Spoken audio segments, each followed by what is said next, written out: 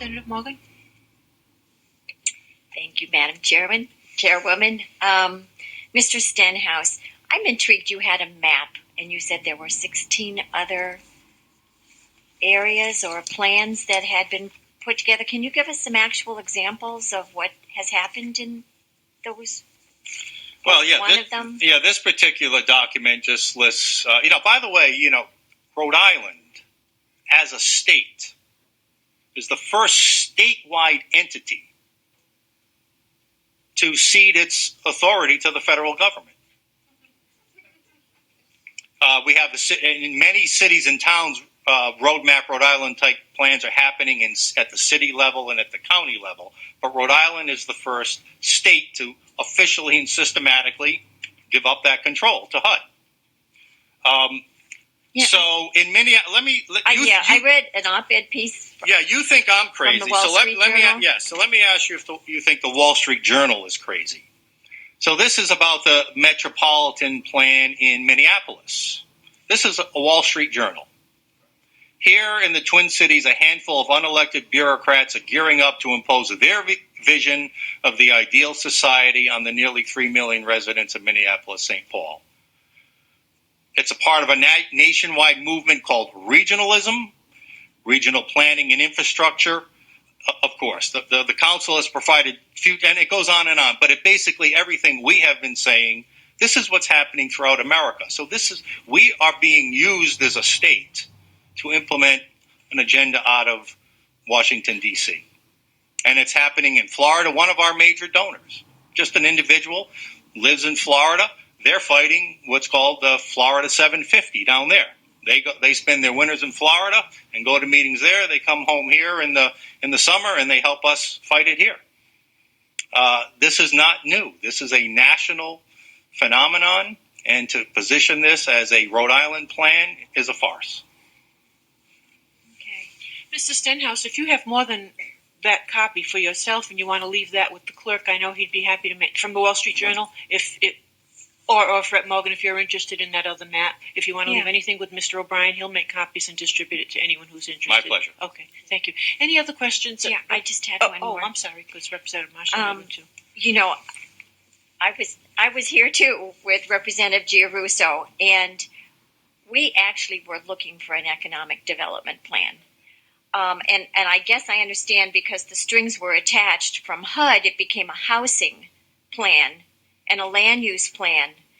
But it is a real concern for me because what Rhode Island needs are jobs, and we need a thriving economy. The housing will come later, but first we need to get people into jobs. And I just wondered if you would elaborate. I think you had talked a little bit about that. Very little was spent on the economic part of this. Oh, yes. We did a post. The Division of Planning released some figures last year about its spending on the program. Let me see. I don't remember the total amount, about $1 million. I have the percentages here that I made some notes on. So here's it. 83% of the funds they told us about were spent on housing, land, and social equity consultants and vendors. 17% on marketing and public relations consultants.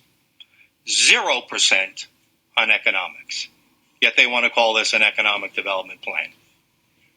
Those are the numbers they released. That's all we had to go on. And the economics of smart growth or grow smart, whatever you want to call it, sustainable development, is backwards. And that's what they're relying on. That's the excuse they use to call this economic development. America was built, as we move west, as commerce happened in certain areas. Towns grew up around that because there was commerce and economic activity. The sustainable development philosophy, let's build these utopian communities and hope that commerce comes. Let's spend all the taxpayers' money. Let's build these mass transit. The trolley system in Providence is part of this whole deal. Not directly out of RhodeMap, but it's part of philosophy. That if we just have these utopian villages, business and people will come.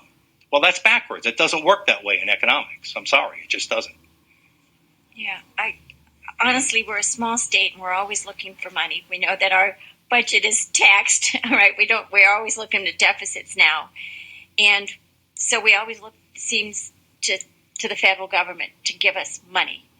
And if we're taking it because we want it and it has strings attached, they could force us to do things that aren't in our best interest because those strings are attached. Well, and I think that's the core issue here.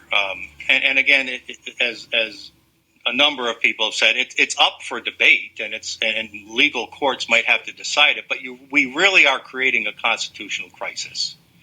When, as Director Flynn admitted, when towns accept money from HUD, there are mandates. So the question is, what happens when those mandates are in variance with what the local town ordinances are? Now you've got a constitutional crisis. Who do you think is going to win? In Westchester County, the federal mandates won. The most celebrated of all, not celebrated, most well-known of all the court cases out there. Sir, he's answering a question. This is not part of his testimony. I would allow you to answer just as long. Please be respectful. So again, this is the issue involved. HUD mandates versus local ordinance. When they differ, what happens? And this is the concern. This is the core of the concern. It's not in the plan, but it's with HUD. And this is the core of everything here.